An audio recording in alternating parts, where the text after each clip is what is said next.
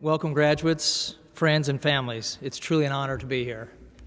As I thought about today, it occurred to me, in a strange way, I'm like a time traveler. It's as if I'm one of you coming back from the future to suggest what might work for you. It was 1981, and I sat right there in those chairs, about to receive my BSBA in finance. I remember sitting there just like you are today, and I can tell you I have absolutely no recollection of who spoke or what they said.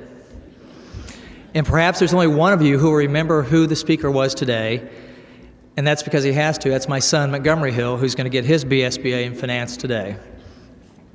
Now, it doesn't matter if you remember who I am, but I do hope you remember what I say. You may be thinking, oh, but the world has changed so much since 1981. You didn't even have cell phones back then. You're right, true. Technology changes, morals change, many things change over the generations. But you need to know this, the core principles of good business don't change because you have the human factor in there, and there are rules that apply to that, rules that will serve you well. You can get an education at almost any university. Sure, some are better than others, but we all know, truly we know, Mizzou's the best of all. I think so. But what truly sets you apart from other grads? Hopefully you all have learned a lot. You've made great grades enough to graduate, but I want you to listen to me very carefully. You know less now than you're going to know at any other point in your life. In other words, this new ceiling you've just achieved, it's now your floor. So get ready to rise above the rest. I remember that looming, lurking fear of the unknown. Would I get a job? Would I get a good job? And you've all heard about the physical cliff that's about to happen, right? You've heard doomsday stories left and right. You've heard there are no jobs out there for college graduates. I'm here to tell you, don't listen to that. Take the challenge. You're from Mizzou. You're better than that. Get up off that floor and make a difference. I've only got 4 short things to say to you. I'm sure you all have plans after this ceremony, I'm guessing, none of which involve studying or anything remotely requiring thinking. So let's get on with this. The first of these things is passion. I was passionate about making a difference. I wanted to be involved in something that made people's lives better. Now, I will admit, my first job after graduating, which was the only job I had until we spun off our company, I went with Williams because it offered $500 more than the other jobs. Money might not be everything, but to me, that was a big number.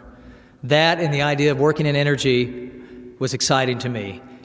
I believe energy is essential to our very way of life. So here I was with a job. I moved to Tulsa, a job with a glorious title, management trainee. It was the lowest possible level in the company, and I was thrilled to have it. I knew that being passionate about that job is what would lead to my first promotion, and hopefully my second, and to the third. In other words, all the way from where you are today to possibly up here. I was the first trainee at the time. It was a brand new program. Ironically, there were a lot of Rolla grads at my company, Williams, or Missouri Science and Technology. And they like to give the Mizzou guy trouble, and I like to say, at least I went to school with girls. I'm sorry to our faculty member over here. Anyway, here I was at Williams in the training program. I was learning. I was having a great time. I was looking forward to moving up in the company. I didn't know if I was going to be the CEO. I just wanted to work extremely hard, knowing that one day that would pay off. Along came my first project in the planning department I was asked to participate in. At that time, oil was taking a little bit of a dip in the market. I was asked to prepare a forecast and give a presentation that basically said, well, we're going to do great because oil is going to go back to $100 a barrel. Now, in all aspects of life, you're going to have temptations to be dishonest, temptations to cut corners, and temptations to cheat. All of those things lead to the wrong place. I got ready for the big presentation. I had my facts together. I was articulate, and I had the confidence I needed through the leadership skills I'd learned in school. But instead of saying what was expected to be said, that little thing called integrity popped up, and instead I said, based on what we're seeing today, I think what we have here is an unrealistic plan. We can't count on an upward tick. We have to plan for less. You could hear crickets in the room. Upper management was, let's just say, not pleased. I was telling the truth as I saw it. I would say always tell the truth. Sure enough, the market would soon see oil continue to drop. This was about 6 months into the training program, my dream job. It was about this time of year, Christmas, and I heard the words that nobody wants to hear. Go find a job. I thought, well, that's a big F in the training program. The truth was the market was collapsing, tanking before our eyes. Oil was on its way from $100 a barrel to $15 a barrel. The training program was disbanded. People were getting dumped left and right. There I sat at my desk, bored out of my mind, almost asleep.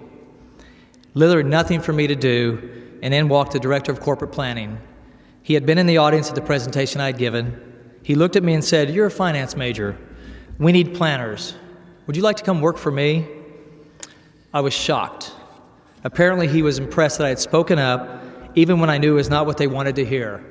I had the integrity to tell the truth, and the integrity kept me in the job. Telling the truth will serve you well. When you don't know the answer, it's perfectly all right to say, "I'll research that and get back to you." So there are ups and downs in any industry. The true test is, can you ride that wave? Can you get up off the floor and let your passion for what you do make a difference? When you get kicked in the teeth, there are two choices you have: get back up or give up. Which one will you choose? It really is a choice, and you're free to choose. The only difference between winning and losing is a choice you made. Little story here, I was in 8th grade, small school. I decided to run for student body president, and I won. Thought I was pretty good in leadership. Then I graduated and moved on to St. Joe Central. Much bigger school, 2,500 kids in the school, about 600 kids in my freshman class. I wanted to be active in leadership, so I ran confidently for student senate, and I lost. I thought, well, that's just the first semester. I can run again, and I did, and I lost. And I lost, and I ran again, and again, and again, and I lost, and I lost, and I lost, and I lost. I lost every race for Senate all the way up to my junior year, second semester. I'm sure my parents were perplexed as to why I kept running and losing. I didn't give up. Instead of giving up, I had a choice to think bigger. I ran for student body president. Somehow, some way I won, and I was in charge of the whole student body. To me, that was choice coupled with passion. So I say to you, be willing to take hard work to achieve your goals. Because when you have a goal in sight, specific and clear, that's where you head. You know, a race car driver never looks at the wall because he'll hit it. Avoid focusing on what you don't have or what you lack or how hard you think it is. Focus on what is possible, what you can do. Get specific about what you can do that contributes to business and society. Look to your passions for the answer to the question, where are the opportunities? Think big. Whatever you choose to do, be passionate about it. Passion wins the day. In 1996, I saw an opportunity to move Williams back into exploration production. Now, I wasn't born an oil and gas guy. I was born in Missouri, but I love the oil and gas industry. I think our natural resources power our way of life. I assembled what I thought was a very strong argument to make Williams a player again. I requested a meeting with our chairman, suggesting that we go drill some wells and get Williams back in the game. It would only cost $30 million. He said, no. Now, he was a Raleigh guy, but I had looked defeat in the face before. I would just have to figure out what tactics to take next. And then he surprised me. He said, no, that's just a weenie approach. You need to think bigger. $30 million won't make a dent. As a young leader, you're coming to me too small. Okay? I thought I could think bigger. Within a year, we made a $170 million acquisition. Within 3 years, we made a $2.8 billion acquisitions. Sometimes you do have to just think big. But don't just think big. Make a goal. Make it specific. And be willing to risk to achieve that goal. At the time, we were the 80th largest producer in the nation, which means we were minuscule. We were nothing. I wanted to see us in the top 25. That's where I set my sights. We're now the 10th largest producer in the nation and growing. And we split from Williams to WPX Energy, a completely separate company, on January 1 of this year. And we're now an S&P company with a total value approaching $5 billion. Today, we produce enough natural gas to heat 6 million households every day. That makes a difference. 6 million households. We have touched lives, people whose names we may never know. We've made a difference. I believe that access to energy is what makes our country successful, and let your passion for your skills make a difference. We're not the 10th largest producer in the nation because of me. It takes a team. Good decisions require good input, and it requires assembling the knowledge of the people around you.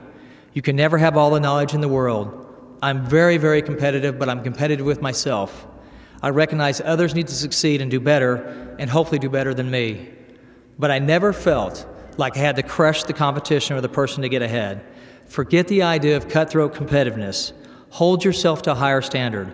I listen to my team. I love to see others accomplish their goals, because when they are stronger, we're all stronger. I feel very lucky to be where I am. I know I worked hard.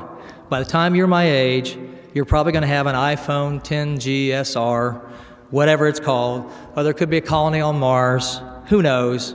But I do know that paying attention to these guidelines that do not change, and if you're into acronyms, the acronym is PIC. Passion, tempered by integrity, used to make choices, guided by knowledge. You can pick your passion, pick integrity, your choices, and knowledge, and all four of these things together, passion, integrity, choices, and knowledge, is a difference between a willingness to sit comfortably on the floor or having this passion to soar above the ceiling. It's just that simple. It's not easy, but it's just that simple. Congratulations on being a Mizzou graduate. Thank you for the honor to speak to you.